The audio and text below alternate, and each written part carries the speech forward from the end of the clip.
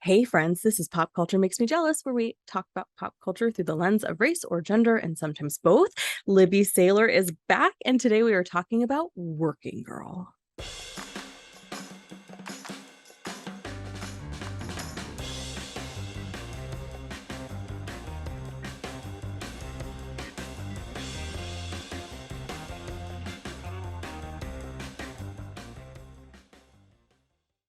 If you understand the nuances and intersections of being a BIPOC woman, a woman identifying, a woman in a male dominated industry, and all the microaggressions that come with the daily existence and how media reinforces those stereotypes, but you still love pop culture, then Pop Culture Makes Me Jealous Best Friends Club on Patreon is just for you. Join an incredible community of like minded individuals who meet monthly to discuss a different topic in pop culture, access to bonus content, weekly lunchtime hangout sessions, and discounts on merch. To learn more about how to become a part of the Best Friends Club, visit popculturemakesmejealous.com/become a member.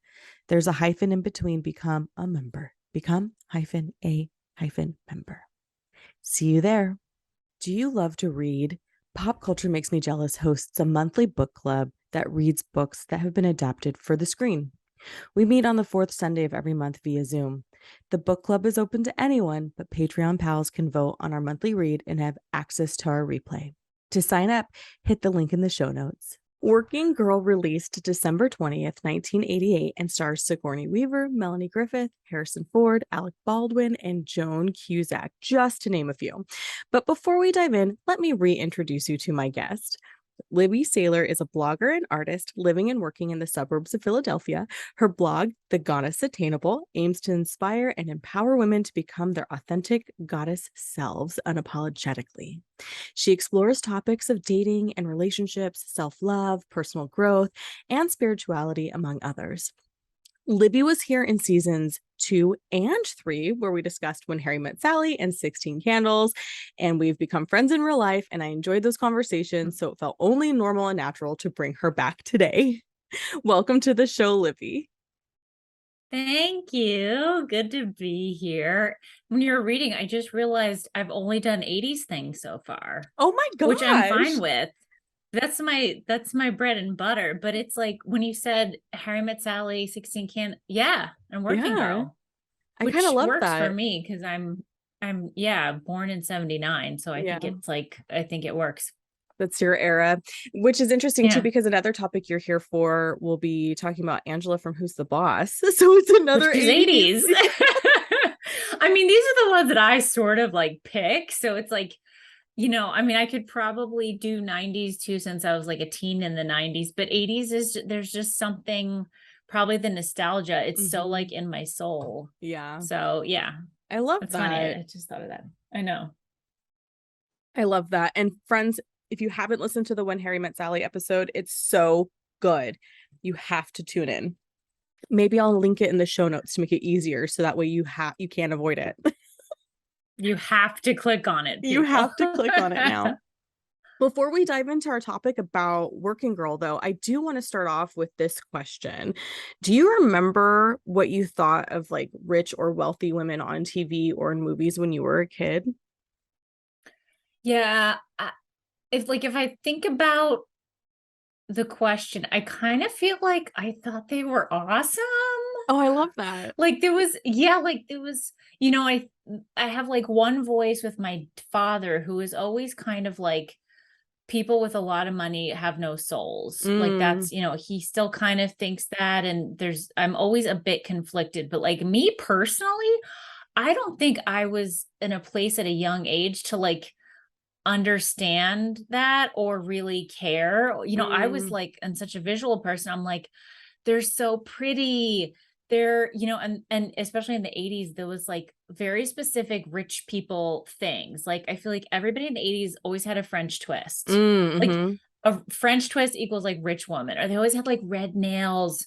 So just like pretty things like that I associated with like rich Yeah. women. And I don't think I had a judgment or a negative connotation. I was like, oh, they're beautiful. That's cool. I didn't think any deeper than that. Is that weird? No, I don't think so. And I think, Yeah. What it's was yours?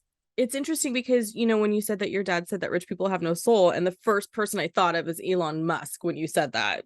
Which he doesn't. Like he does. Right. Like my So, dad is not wrong. The older I get, the more I'm like, oh shit. And I always try to like argue with him, like, no. And then like something will happen in life. I'm like, my dad was right. My yeah. dad was right. And like I hate that he's right because it, but you think about the way people earn money and the kinds of things, especially the working girl is a classic example, but like you think about the things that people have to do to get, not to just make good money, but to like be insanely rich on like Yeah. another level. Like Yeah. it requires a lot of undercutting gross stuff, I think, which I just wasn't aware of until maybe I got older or started paying attention. So I think he's right for the Yeah. most part. I don't want him to be, but Yeah, especially when it comes to what kinds of men are represented these days or who are portraying wealth. There's a lot of like, are you a robot? yeah. And I think, sorry, go ahead. Well, no, I was gonna say, but then we have to wonder, is it different for women? Yeah. Like, obviously, rich men are, we can name a million evils, but like, I don't know, is it different with women? And I think that it is. That's why the whole season, this season, is dedicated Yeah, to representation of wealthy women in the media, because I think too it changes based on decade, because my first sure. exposure to a wealthy woman on television was Claire Huxtable. I was gonna say Claire Huxtable, yes, and she's amazing. She's kind of like perfect person. She's the right balance of being a shark and empathy, you know, and she's warm Totally. and loving, but when you see her, like when she knows that she's got a good case, or she just can get Or in even with there. Heath, even with Cliff, she's like, no, no. Hmm. Or with the kids, like she just don't mess with her. She's just perfect. She's like honestly goddess. She's goddess level She perfection. absolutely is. And you're right. She did have a French twist sometimes in her hair during a few episodes. She did wear her hair down a Hmm. lot too, but there Yeah. was something about her that was just oozing wealth in such a dignified way.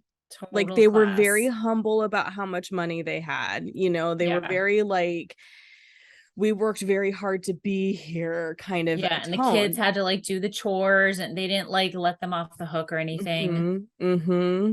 It's hard So because it's like that was a fictional character. It's you yeah. wonder like, is there a real woman like that in the Mm-hmm. world? Or yeah. Yeah, and I think that kind of set me up for a struggle over the next over the Yeah. course of my life, because then you have Yeah. characters in movies where you're just like, Miranda Priestley, you are an interesting human, but also you have to live within the patriarchy to survive. So, but also, you know, there's just this whole like, well, what are the messages that we're getting, and what do we remember as children? So I feel lucky that my first representation was Claire Huxtable, but it did sort of set up this confusion. Like, wait, am I allowed to have money, or am I not allowed to have money? Because pop culture can't make up its mind. Our topic today is Working Girl. Since this film released in 1988, let's do a recap for everyone. And okay, as we all know, I pull my summaries from Google. Savvy New York City receptionist Tess McGill gives her conniving boss, Catherine Parker, an excellent business tip, but Catherine simply steals the idea without giving due credit to her secretary.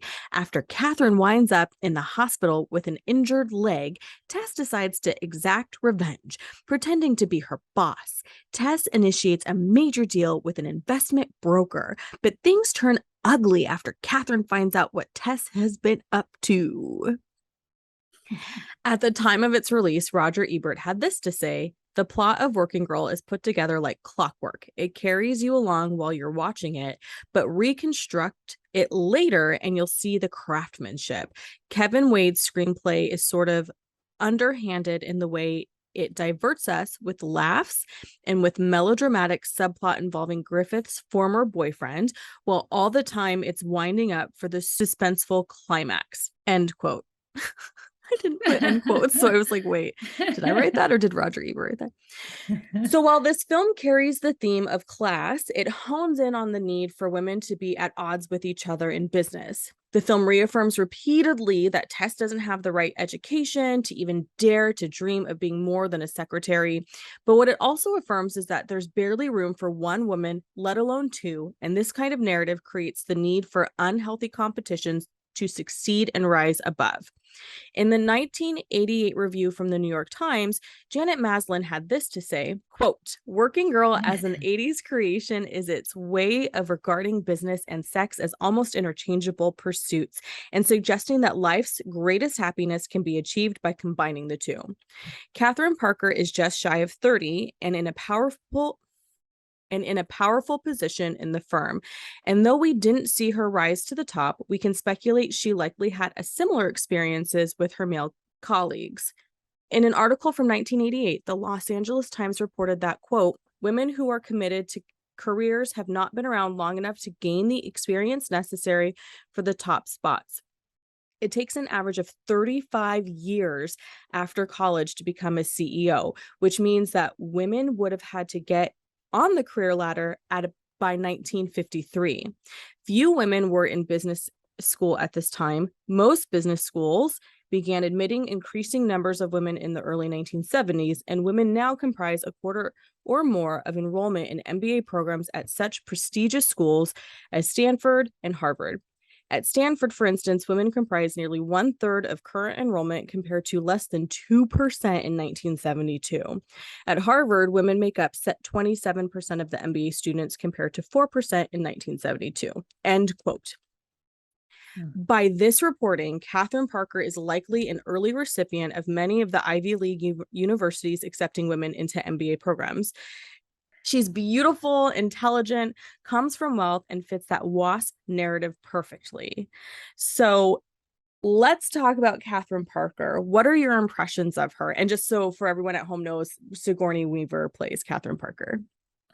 Who's my favorite. I love her too much. Also, that's like really, I didn't know Harvard currently has 27% MBA. That's like sad. That was in was that back? 1988 when Okay, this article, that was back then. Okay. I was like, it seems like there's more now. Katharine, like my first thought about her, especially when I rewatched it, was like, because everything's through the lens of like a goddess. So Right. like Athena, it reminds me of, I mean, she's such an Athena, and Athena, people know Athena as like the goddess of war, but really Athena is like her strategy. She's very strategic, and the strategy is to align with men, align with like male power. That's like sort of, that's how Athena like won her wars and got what she wanted. She was like, she had no aversion to men. She like basically played along with them and befriended them. So I feel like there's that with her. And you know, I kind of put that in like the second wave of feminism, where it was like women were kind of like so competitive with other women, because they're like, you know, the whole, there's only one woman at this tall, it's either me or it's you. So if it's you, I gotta go, you know, like, so it's such an aggressive way. Whereas now I think it's such a like refreshing thing, because I feel like there's so much more like women supporting women. But yeah, my first impression is like Athena, she's like, I'm with the boys, I got to work with the boys, I'm not aligning with any women. I thought she was really scary. Even like just as a kid, I was like, that's a scary woman. She's really no problem confrontational, no, like so confident. And then I also thought she was like impressive though, because like there's that one scene where she's like flirting with this guy. He's like this disgusting guy. Yeah. And she's like, hey, you know, and then I guess Tess comes over and is just like, who's that? And she's just like, ugh, she like barfs in her mouth, you know? So it's like, she admits like, hey, I'm just totally playing this game that was super disgusting. I feel like any woman who does that is like a super badass. Even I don't even think I could do it. I would just barf in my mouth.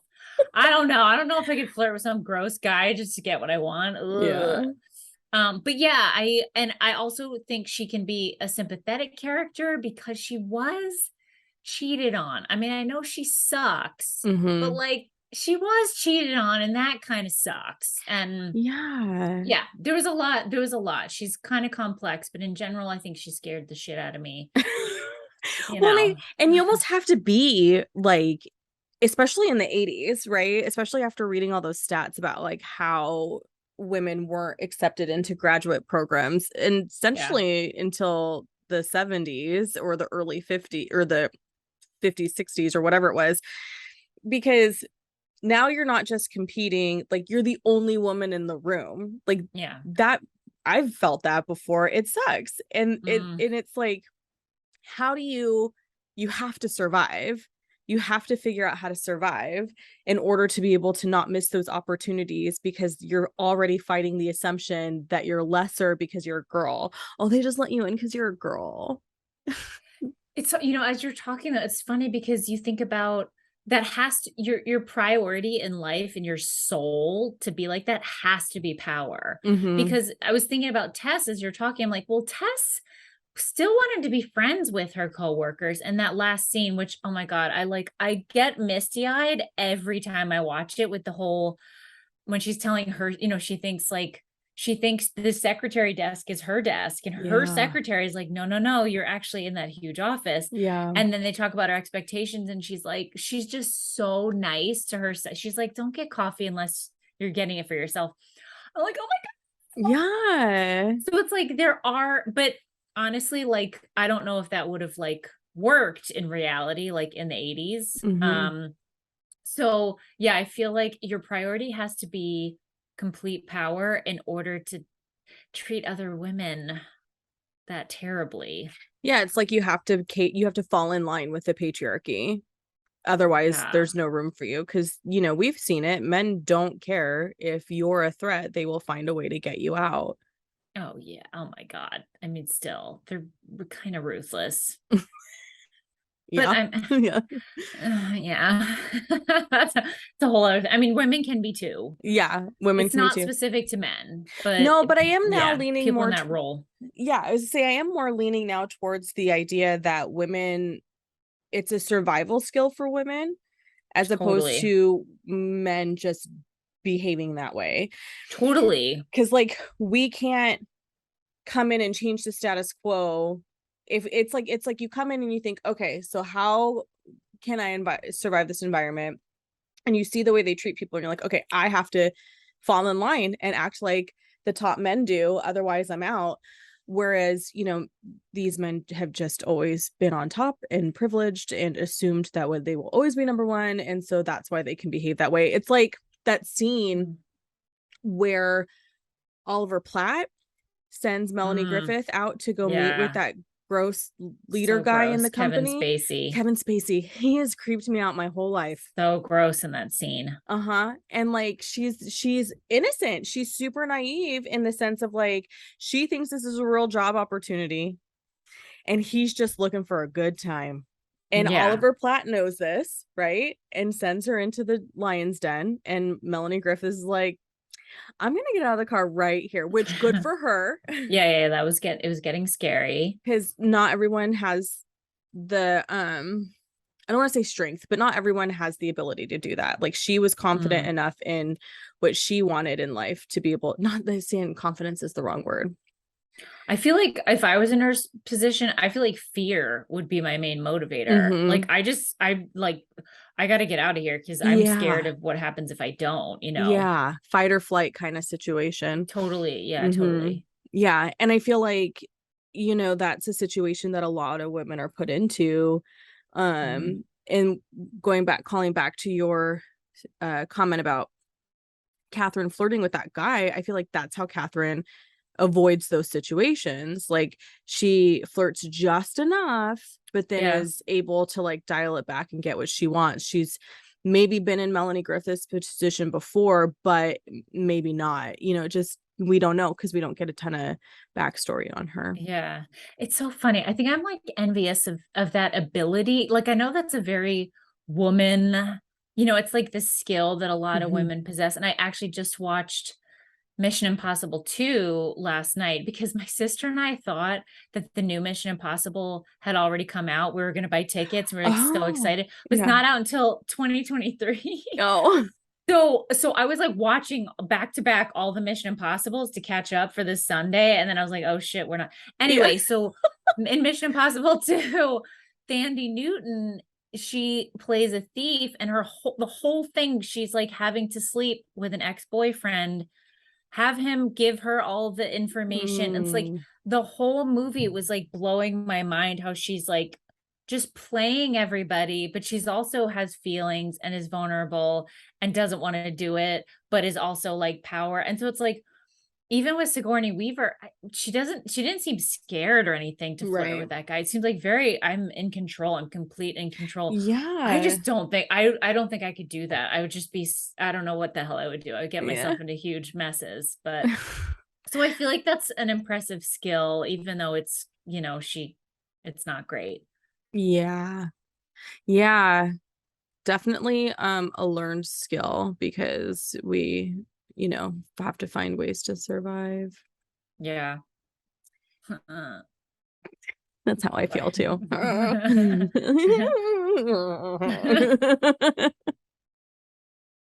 We have merch.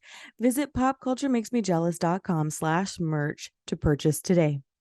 Some hoodies and t-shirts are the pop culture staples, but you don't want to miss out on our seasonal collections, whether it's specific to the show or a season. Catch those limited edition styles before they're gone.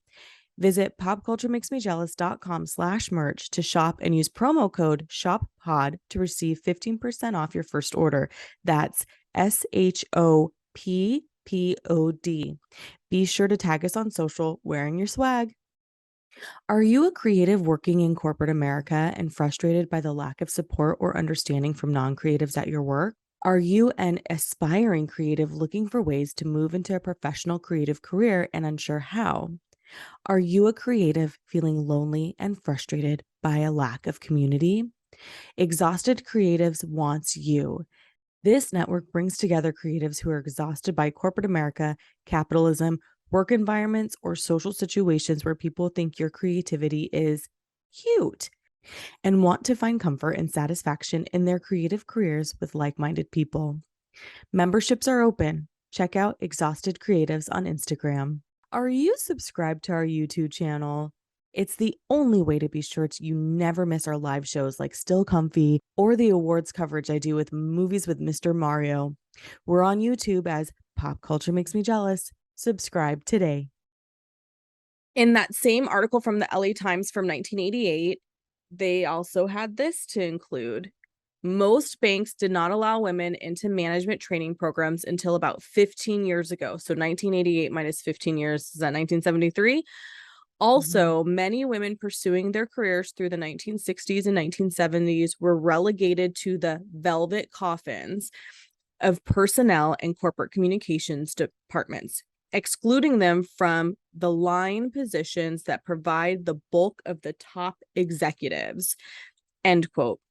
So when Tess, played by Melanie Griffith, shows she has the drive to be more than a secretary, she faces a litany of horrific behavior from her male colleagues, as we mentioned a little bit ago. She's placed for the 4th time as Katharine Harper's secretary. Tess pitches this idea to Katharine, and after Katharine experiences an accident, Tess learns that Katharine is attempting to present this idea as her own. She embarks on a journey of making this deal happen. That's like the whole premise of the movie. So when Katharine finally returns, she shares with Tess that she's presenting the idea to Jack as her own because of ethics, reminding Tess that it's a two-way street. But when Katharine learns what Tess has been doing, she loses her shit and crashes a very important meeting where she scoffs at the idea that a secretary could possibly come up with such an idea. Tess goes from feeling supported by Katharine to being betrayed to supported again, then clearly portrayed once more. While this concept exists in male-centric movies, it's different when it's between two women. So I want to talk about why this is different between two women as opposed to men. Yeah. What are your thoughts? Such a good question. It's like a genius question. Oh, I mean, oh my God. I love the question. I mean, I kind of feel like my first reaction was like, I don't know if men, okay, imagine a man in complete power and somebody under him, maybe he's mentoring someone, has like a really good idea. There's a part of me that thinks, well, a man in power, his power is not threatened. he's not with Katharine, like she's constantly trying to maintain her power. With a man, I feel like he might be less likely to just throw a guy under the bus, because it's like he's not going to lose anything by helping this guy. That was one thought. But just say it did happen, I mean, sometimes guys are gross too. So say these things happen. I feel like just because of the way men tend to handle things, I think a man who would be in Tess's role probably would confront his boss directly. Mm-hmm.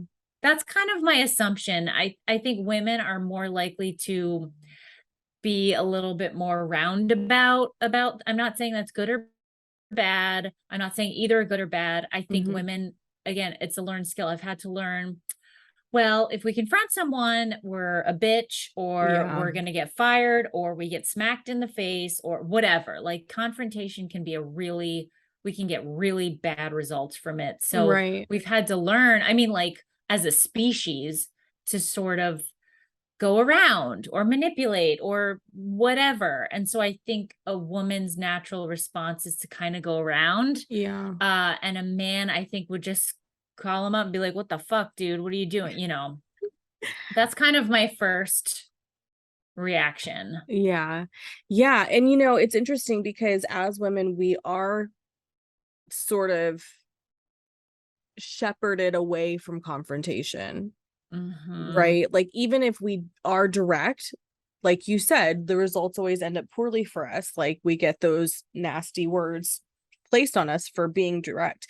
And I don't know Yeah. about you if this is your experience, but in my experience, I won't be loud. I will be very calm, cool, collected in confrontation, and I'm still getting told you're being unhinged, you're being Yep. emotional, like all these Yeah. things. And it's They like, attack the way you're doing it, which is such bullshit, because it's like there's no, I mean, you just can't win. Like if you do yeah. it, you can't, you're too emotional, you're not emotional enough.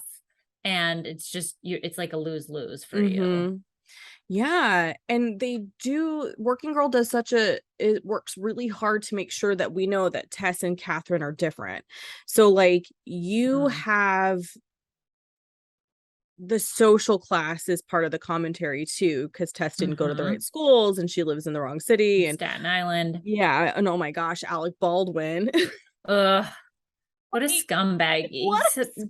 Oh my God, the way he talked, because it's fresh in my mind, that one scene where like he proposed to her or whatever, but he'd already cheated on her. And he was like, she kind of said no in front of everyone. And he was like, what the fuck? And she was kind of defending herself. And he was like, where do you get off? Who like died, made you Grace Kelly? And it's just like, oh my God, that is so abusive and terrible and awful and self-worth. And it kind of wigged me out that her best friend was like, why aren't you throwing him a bone? I'm like, that's a shitty friend if you like your boyfriend cheats on you and you're kind of like in his camp. Yeah. And that's just the mentality at the time. Like, you should be grateful, and still sometimes to this day, Yeah. you should be grateful that somebody even bothered to ask you to marry you, because Yeah. isn't that the end goal?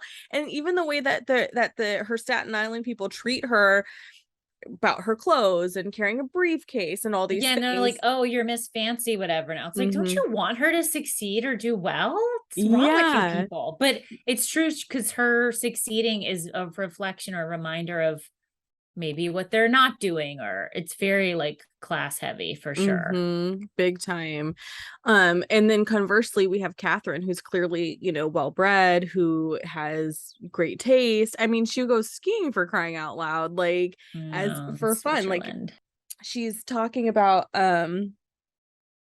trying to like coordinate this marriage proposal that she thinks is gonna Uh-huh. happen, and just After very much, all, I'm me.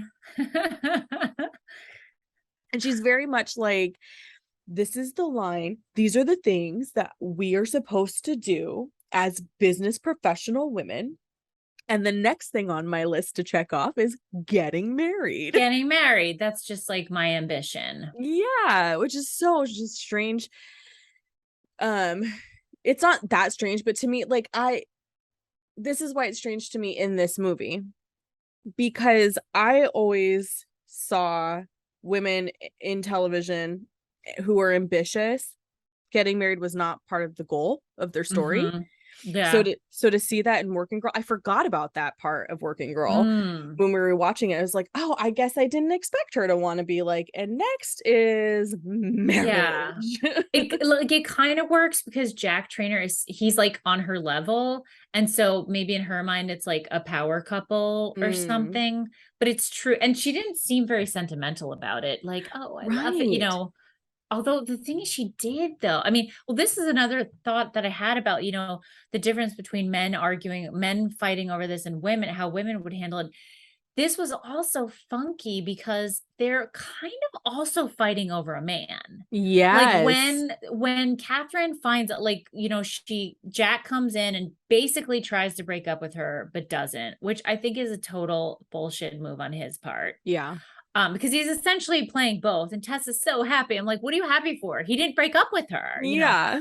But so then Tess runs off and Catherine is left with like Tess's date book, and she sees that she's like scheming and meeting up with Jack, and she like freaks out and she's like, slut, like she screams the word slut. It's like she could have screamed other words, but like in her mind it was like clear that she was like kind of taking her man as well. So it's like they're fighting over business stuff but also like man stuff, and that always just pisses me off because in the end, two women are scrapping over this dumbass who is like, he's just playing you. I mean, I know it's Harrison Ford. He's the sweetest thing. He's so cute. He's so nice to Tess. Everybody loves him. And he's not like playing a cheater role. But when you watch it really closely, it's like, technically, when you hooked up with Tess, you were still with Catherine. You had plans to break up with her, but like, not really. And then you kind of tried to break up with her, but not really. So in the end, he never actually broke up with her, and he's still like, Tess, I love you. So that is just an annoying thing, but it just makes it more of a complex cat fight between the two of them. Yeah, going back to what the New York Times said about it, how the business and sex are almost interchangeable pursuits. And your statement totally falls into that comment from the Times, because Tess could have still worked with Jack Trainer without them falling in love. Like that could have been part of the story. Like you didn't have to add that element necessarily to it for it to work, because Tess is still gone behind Catherine's back to make these deals happen. Yeah. Even though and her idea is really good. Her idea is really good. And so, it was just kind of that for me, it was like, and I understand that the movie was in 1988. I get it. I know. But I just can't do that whole, we're going to have the guy be the source of these two girls fighting. Like that to me is it's frustrating, and it's patriarchal bullshit because it's dividing us just to divide us. Like totally. instead of uniting, because he's the one who's not being honest with either of them. They're now fighting with each other. Like it's so yeah. And the happily ever after thing is because she ended up with him, like at the end they're like living together and like kiss each other goodbye. It's like, what if she didn't get with him and she was like alone, I guess in her apartment in Staten Island going to work? Like, is that not a happy ending? Because she still has the cool job, but like apparently if you don't land the man, then what's the point? I mean, and I get it. We all want the happy ending with the hot guy. Like, I mean, we're all just like so like I want a fucking happy ending with a hot guy in my own life, I mean, but same. But yeah. But also how much of that is because we grew up with these types of happy endings. Girl, welcome to the story of my everyday dialogue. Like, Lib, do you really, I mean, I know I want it, but like, do you want it because you want it, or do you want it because the whole world basically sees you as some kind of 42-year-old loser if you don't have a man who's in love with you? Like it's really hard. It's a daily like pondering situation. Yeah, I understand. I don't get invited to stuff because I'm not coupled. And they don't, and it's not because I'm not coupled. That's not what they say. But it is because I'm not coupled, because you're doing couples activities, and it's like the Bridget Jones dinner party. Yes. And which is an amazing scene. Yes, and it's just kind of Yeah. like that's fine if Ugh. you don't know how to have a relationship with with an uncoupled person as a Yeah. couple. Fair, we don't have a ton of representation of that in media, but at the No. same time, like, is why are we still, and I guess in 1988 I understand why they're still perpetuating the whole you have to have the guy and the career, but there's still God. stuff today that still gives that narrative, still Oh my perpetuates that God. Like that is, message. oh, that is such an alive. And not only that, you have to have the guy, you have to be rock star at your job, and you have to have kids, and you have to have an amazingly hot body. Like I feel Yeah, like the it's a lot amount of of pressure. pressure, it's actually more than it was. Yeah. And women are like having meltdowns and losing their minds and just like shutting down completely. Yeah. It's impossible. Like, oh my God, fuck it. It's impossible. For real. I know every time, and because I'm having body image issues and I have been for a while. They were Mm. just easier to hide from during COVID because I Yeah, was yeah, so yeah. go with work. And then now that I'm like, we are re-entering into the world and I'm pulling out my wardrobe, and we've had this conversation, but I'm Yeah. really struggling with deprogramming the Mm, I have to get back to how I looked at 31, because I don't yeah. have, my body is different now, right? Like, and not just No, I don't because, think we could. Yeah. yeah, and not just because I'm 80 pounds heavier, but because I'm no longer 30. Yeah. Yeah. So And that, it's like, it's even more like, and why is that a bad thing? yeah, Like, okay, so you're not 30. You're okay. So I'm not 31, I'm 42. Why does that mean something disgusting? You yeah. know, And so they I, told us that because they told us that's why. exactly. So I do appreciate the push of like move your body because it's good for your mental health, but there still perpetuates this idea of like, oh, only skinny pretty girls can have the hot guy at the end. So you got to be skinny at any length. Yeah. I do think that that is changing. Body positivity is out there, and there's all these like really great like femme forward folks who are, your body is your body, love it kind of stuff, and and Yeah. that's helping with the deprogramming. But Or do you ever every see like I'm always fascinated by couples where if I'm out and I'll see like a woman who's maybe like not a stick with like Mhm. a super hot guy and I'm like, what? It's just like that's always fun to see. That's what I'm like, how, girl, how did you land that man? Because I would I like a know. very hot man like that. But in my area, they also want me to be very skinny and fit, which is Right. hard to do Right. with the We also current have to emotional ask though, state I'm like, in. I mean, total, of course. Like, and you also have to ask, like, okay, well, if you get a hot guy, is he going to be giving you what is he going to be giving your heart Yeah. what it needs? Yeah. I've actually given up on the hot guy. I'm like, I mean, I think for me, I've always been intimidated by getting with a hot guy. Yeah. Like, I think I would constantly worry that I wasn't attractive enough or that other women were trying to mess with him, which they probably would be. Mm-hmm. I don't know. I have so many actually stereotypes against hot guys and I'm like kind of scared to get with one. So I'm like, I don't know, I can lower my bar a bit for that. But if he happened to be hot and was nice, that's just like bonus. Yeah. Yeah. The giving you what you need. Actually, that's a big one. That's my biggest hurdle is after a couple weeks, it's like, Yeah. oh, you don't feed me the way I need to be fed. And you know what? Yeah, like Each you is okay. deserve that. You deserve someone who's like, I mean, you deserve someone who we all do, but you deserve someone who like adores you. Oh I can't, gosh. yeah. Oh, yes, that You do word. too though. Well, yes, I hold out. I mean, I want that too. And I'm like, I Mhm. actually have had a taste of it in some relationships. And so it's like that, yes, that feel I don't want to go lower than that feeling because that's Yeah. a feeling that I'm actually very comfortable with. And I don't Yeah. think it's that hard to, I mean, I adore my best friend. I adore my sister. It's not that hard to like adore someone. So it's okay to hold out for that. And it's interesting that you bring that up too, because I think we have such an emphasis on finding that romantic relationship.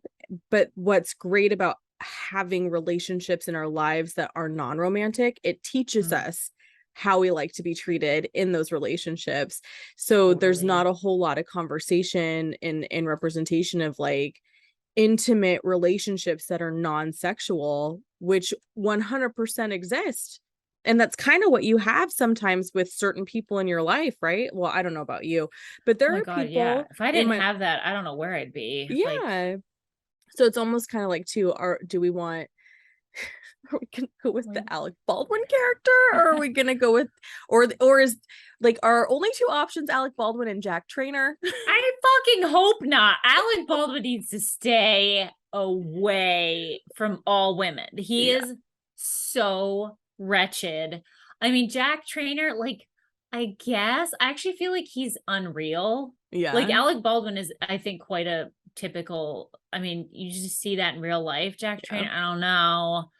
Because he And then comes it'll be off as like this yeah, really great guy, and he's smart, like and he's so and he's funny, and he has he's like funny, and he's attractive, and he's wealthy, and like and he he's a kind of, and gentleman. he's a gentleman, and he listens when you talk. Like, I mean, that's hot, It's so right? sad. Like we're our basics are just like, oh, he listens to me when I talk. It's like, it's so sad that that's our like bar. Like, oh my God, he listens to me. It's like he should be fucking on. Like he should be hanging on our word, every word. I mean, Yeah. like, is that too? Like, I don't think that's too much. I don't Do think it is you? You either. do. You I do. do, though. If you You do tell. meet somebody else that's intriguing, I do need you to tell me straight up, because I don't want to find out from your day planner. Like, Oh that sounds my God, awful. no, of course. And same. Yeah. Oh God. Were there any favorite scenes you had in this movie?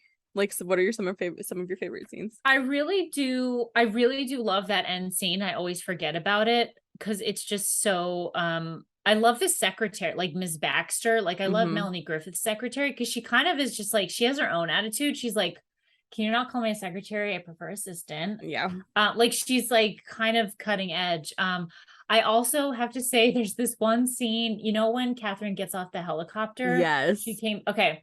So this is just like a funny little tidbit. My boyfriend from college, his aunt Margaret is the woman standing next to Melanie Griffith who wheels Catherine Parker's wheelchair. And it's so funny because like I know this woman. Like I like spent a couple years with her. She was Yeah. like my boyfriend's Aunt Margaret. So I do love that scene because it's like there's Margaret. Yeah. So that's just kind of fun. But I also I hate to say it because we just trashed all of Jack Trainor's Yeah. stuff. But like I kind of like the scenes with the two of them because Yeah. they're cute. I mean, I Yeah. like the bar scene. I like the bar scene. That's the one I She's was just gonna so say.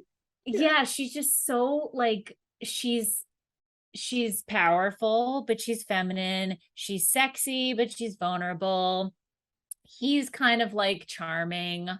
You know, I can't help it. I like it. Yeah. I don't know. What are Yeah. your favorites? What do you I like? love the bar scene when they first meet, but I I'm a sucker know. for a meet cute. I'm such I a sucker for a know. meet cute. Yeah. And just that sort of like mysteriousness. I loved it. Loved it. And Mm-hmm. then I loved it when she like turns and she's like, oh shit, I'm gonna get called out because that other Yeah. lady was there. And she's Yeah. very, very like, I'll meet you outside with the coat check ticket. Yeah. And he's Yeah. completely unsuspecting. So it was beautifully And executed, he's I just think. like, oh my God, I'll go wherever she goes. Uh-huh. Uh-huh.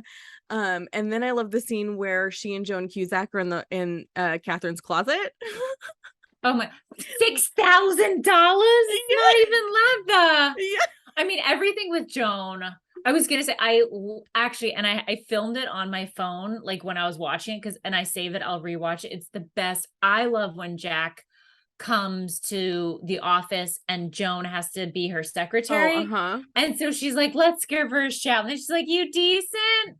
And then the whole like coffee, tea, meat, like that's like a saying, coffee, tea, meat, like that's so like Joan Cusack brilliance. And Yeah. I think actually in that scene, Harrison Ford was laughing at her, like not scripted. Like she was just like making him laugh and he was just Yeah. kind of like breaking out of character. So that actually might be my favorite scene. That's a great scene too. But you're right. Yeah. Joan adds so much to It's so great. everything she's in. Even in roles 16 that are more candles. serious. Yeah, 16 Yeah. candles. But even in roles that are more serious, because I was thinking of her, I had a friend on last season who talked about Say Anything, and she's the older Oh sister my because God, it's I John, love her in that. and she's a serious character, but she's so Yeah. good. Like she almost steals the Yeah. scene every single time she's in a scene with John. Yeah. She's also, I think my number one role for her is, have you ever seen Toys? Which is so obscure. It is the most obscure. You need to see it. You Is should it with add that to your Robin list. Williams? It's with Robin Williams Yeah, I and can see the cover. It's Robin. blue with the Yeah. hat. And Yeah. And Robin Wright. Robin Robin Wright. Yeah. But Joan Cusack is in it. She plays the most bizarre, wacky, I don't even know what she is. Yeah. Her lines are so out there. And my sister and I were obsessed with her in this movie when we saw it. It was 90s. So she can fucking do anything. Yeah. So yeah, anything with Joan Cusack in this movie is just, she just ups it up like 10 notches. Yeah, she's amazing. At the end of the movie, when Katharine calls her out in the big meeting, but she knows nothing about the deal, right? Like, how did you come up with this idea? And so like that whole scenario, that whole situation, like that was just like the whole, I mean, I knew how, I've seen the movie, I knew how it was going to end, but I still had this like moment. It's so awkward and embarrassing. Yeah. Because she storms in. It's like, do you have any idea who you're dealing with? This is a secretary. She is a liar. She is scamming you. But we know this whole time she's not. Like, the idea is brilliant. It's totally going to work, all these things. And I thought that was really interesting how committed Sigourney Weaver was to she's like lying. Yes, like how you were committed to this lie to say that that Tess is a thief, to the point where you're just like, it's like scary. Yeah. That was intense to me. Yeah. And then when they ask her, well, where did you get the idea from? It's like almost like, oh God, I don't even want to watch this because it's so awkward. And you could see it in her eyes where she's like, oh shit. And she's like, Jack, help me out. And he's like, I actually feel bad for her in that scene a little bit, because it's like, oh God, this is hard to watch. Yeah. Although she's still like, I will not stand for someone talking to me like that. Like, she's still kind of like, fuck all of you. I don't care. Like, it's kind of, I don't know. I kind of root for her. Maybe it's just where I'm at in my life right now. I'm so pro female, pro goddess, pro strong woman. It's like I'll overlook a lot of things lately because a woman just has it harder and she's got to do what she's got to do. And, you know, even she was kind of like walking with her tail between her legs in that scene. It's like, oh, that kind of sucks. I mean, you totally brought it on yourself. You completely were terrible and fucked yourself. But in that scene, I'm like, oh, that sucks. Yeah, because it's, again, back to the whole, like, you have to do what you have to do to survive because the statistics are there. You're not gonna make it any further if you don't, which is really sad and horrific, and just a testament to how much these men want to hang on to the top. They're willing to pit us against each other. You know, I thought about that in this scene, like when she walks away like that, I thought, do you think her career would actually struggle after that? And I feel like, I feel like it would, because I think the guy, you know, the Trask guy was like, I'll make sure you never work again. Or, you know, he said something like that. And I kind of feel like, you know what? I think that she'll be okay. This was just sort of like a fluke. I think she was high up enough and just savvy enough that I don't think that anybody had the power to like ruin her career over something like that. But I don't know. It was just a question that I pondered, like, I wonder if she'll be okay, or if she'll just like, if that incident like destroyed her. Yeah. What do you think?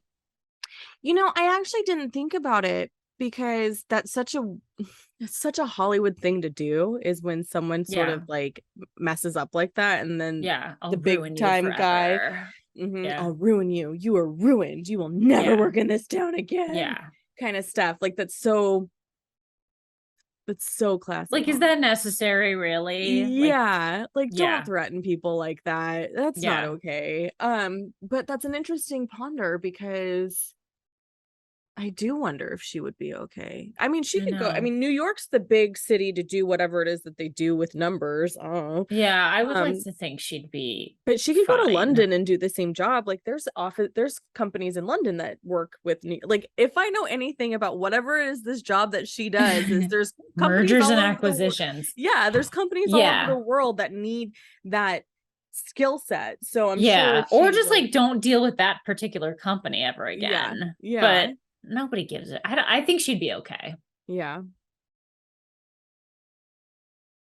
Every Tuesday night, you can tune into Instagram Live and watch Still Comfy, a show where Julia Washington, host of Pop Culture Makes Me Jealous, and Natalie Katona, host of To All the Men I've Tolerated Before, take a deep dive into pop culture properties they once loved to see if they still stand the test of time or review new iterations of beloved shows, celebrity biopics, and television reboots of movies or old ideas.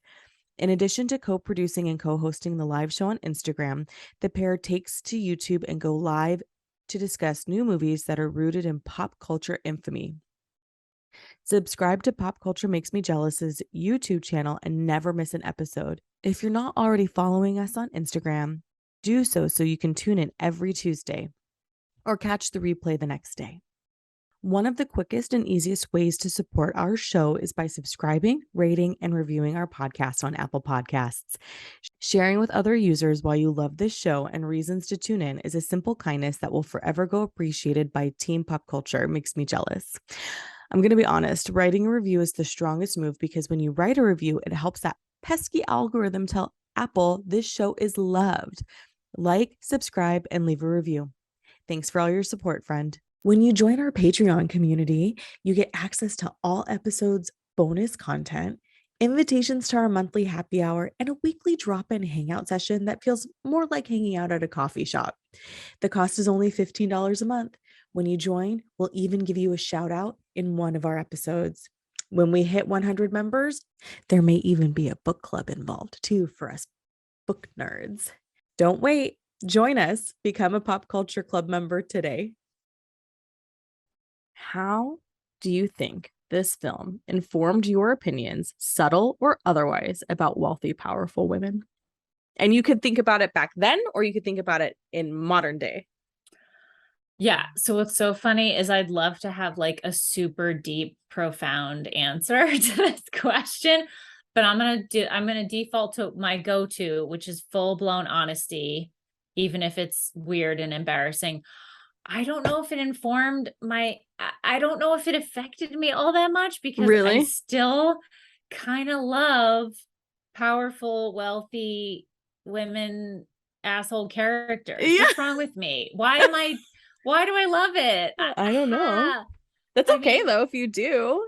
Yeah. I think that, I mean, I also think it's just basic things like, you know, if I think about back then, I mean, there are so many strong women characters in the media, actually, like, thankfully. I mean, there's millions, okay, thousands, hundreds, there's a lot. Yeah. And I think that this was just one of many.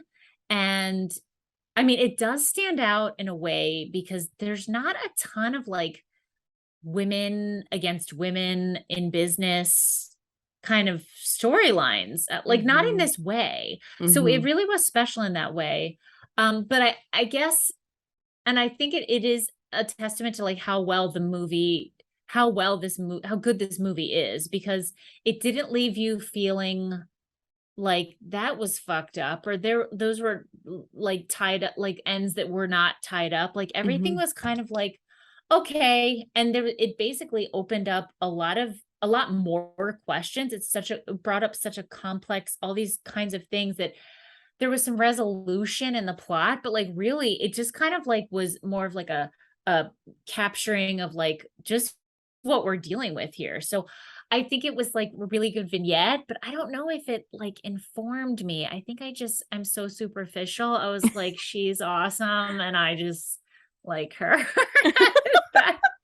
that terrible? No, I think that's fine. Because I think, there's something to it. Like, if I were, because I'm in California, right? So Yeah. that It's whole a little like different. Yeah. it's a little different because that big New York Yeah. sort of cutthroat business type of stuff doesn't exist where I live.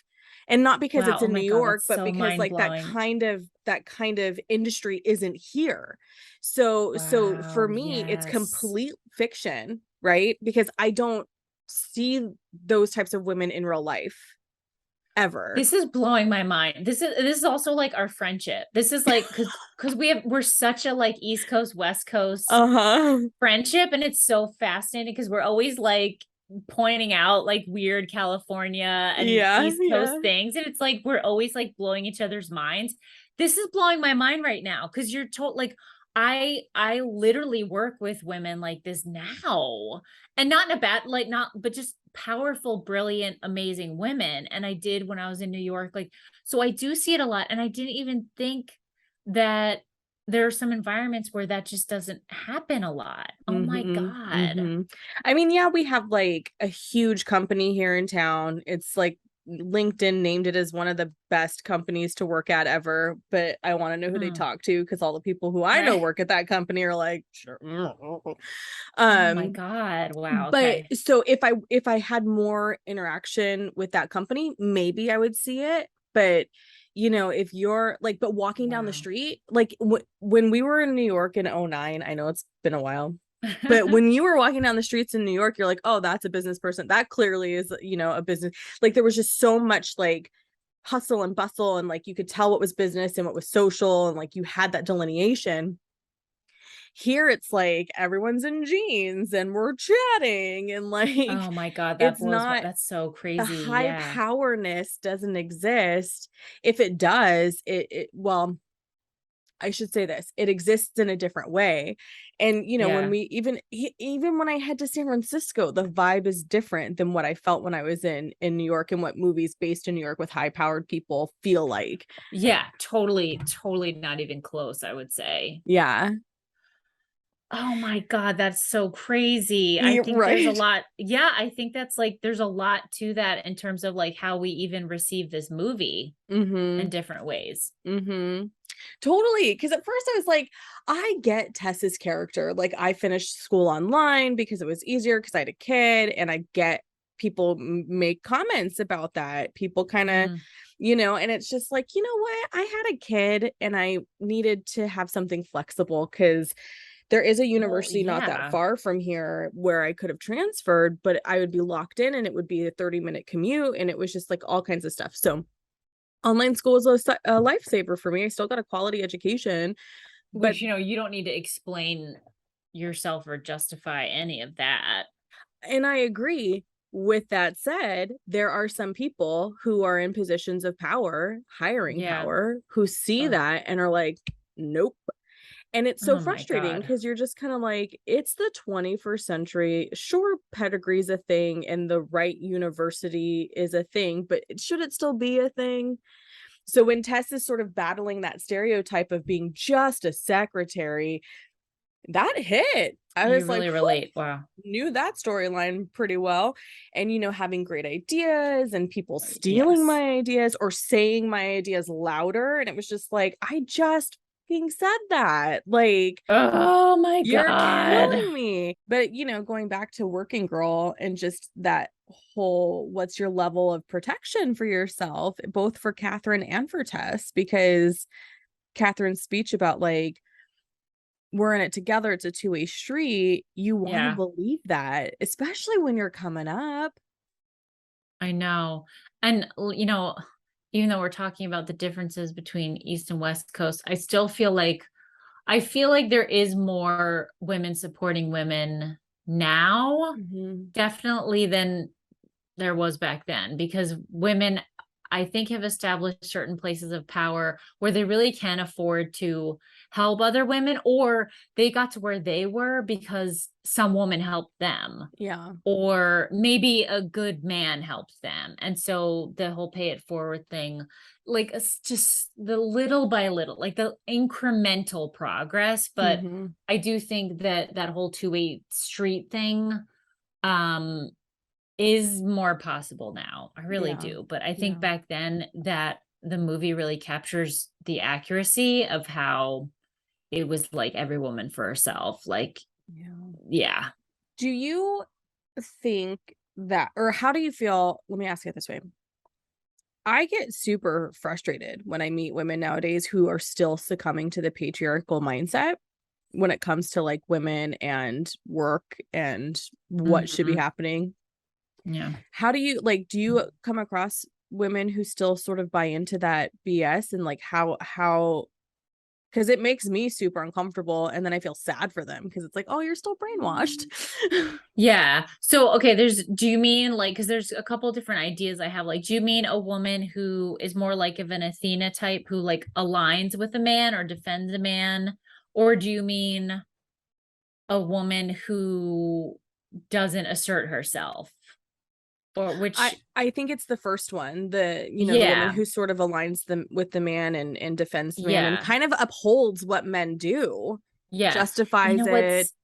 Yeah, I mean, I hate to sound like I'm in a bubble. I mean, I do work in academia at an Ivy League university, so I'm surrounded by really smart women, and academia in general like promotes progressive thinking. So I don't come across I mean, I come across more women, which I fucking love, who are bitching about the patriarchy. Oh. Like, I mean, I have regular conversations with like female colleagues or friends, and we're just like, oh my God, and I see, even, I mean, I witnessed just a couple of days ago, it was a powerful woman who was sort of like paying lip service to this older man who was part of he had some power, and she was just like, but then she like kind of turned to me, was just like, I'm not doing any of that. And I was like, yes, and I mean, that just made me like love her, because I was just like, she's smart enough to know, just nod your head, do what you got to do, because that is the smartest thing. But she's also not afraid to be assertive with men. I've seen her do that too. So I just don't see that a lot in my particular work environment. And I haven't seen that honestly in all the other, like a lot of my previous job, like a woman was running the department, or when I worked at the Met Museum, a woman was president. Emily Rafferty was like badass. So I feel like if I do see women doing that, I often do. I don't know if I would say feel bad for them, but I usually am like, I know what they're doing here. I know what they're doing here. I think they're doing it in order to survive and really to get ultimately what they want. They're just having to like do this. But I know my sister does work, like I know people who work in environments where there are like more like brainwashed vacant women. And it's really sad. It's really bizarre. Like, how it's 2022. How are you like doing this? So yeah, but I'm lucky enough that I don't see that a lot. That's good. And I think that's the future. And I think that's why people are scared right now, because it's not just women. You've got people who are challenging gender norms too. And you've got people who are sort of saying like, hey, you know how y'all were living? Yeah. We don't like it. It actually doesn't work. Everything's gonna have to change, and nobody likes change, especially we're ruining white male's life, or just anybody who benefits from the patriarchy.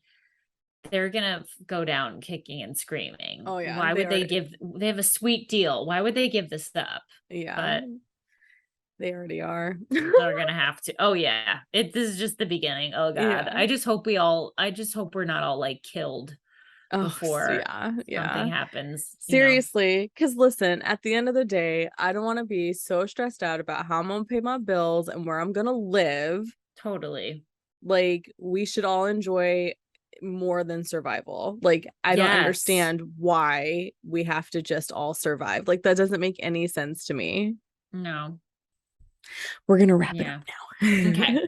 I'm in the dark. Sorry. It's like it got dark and the light's gone. I'm sorry about that. That's okay. According to Fortune, quote, 44 female chief executives spearheading America's largest companies, women now run 8.8% of businesses on the 2022 list. That's up from 8.2% in 2021, when women led 41 of the 500 companies and 6 times their share 2 decades ago, when women led just 7 Fortune 500 businesses. End quote. What I see in Katharine is a woman who, in order to survive, must play into her sexuality while still maintaining boundaries. A woman who works in a male-dominated industry and likely doesn't receive any respect or credit for her work as often as her counterparts. A woman who was misguided and missed the opportunity to work directly with Tess regarding the deal, thus challenging the norms of the day. Instead, what we have is yet another film that reinforces the idea that there is only room for one woman, and while Katharine's pride got in the way, I see it as a byproduct of the system in which she must operate. We have to say thank you again to Libby for coming back this season. It's always a joy when I get to see you in live time. I love our chats, and I'm just so glad you're here. Can you remind everybody where they can find you if they want to keep up with you? Yes, you can follow me on Instagram at The Goddess Attainable, and check out my blog, which is just thegoddessattainable.com. Yes, and we will link everything in the show notes, friends, so that way you have easy access and no excuses to not check out our favorite pal, Libby. Pop Culture Makes Me Jealous is written, edited, and produced by me, Julia Washington, and I am fueled by the incredible support system of women who allow me to run ideas, cry, melt down whenever I feel overwhelmed. I also want to do a big shout out to our Patreon community. Thank you for your continued support. It brings me great joy to bring you quality content and monthly get-togethers. Thanks for tuning in, y'all. Until next time.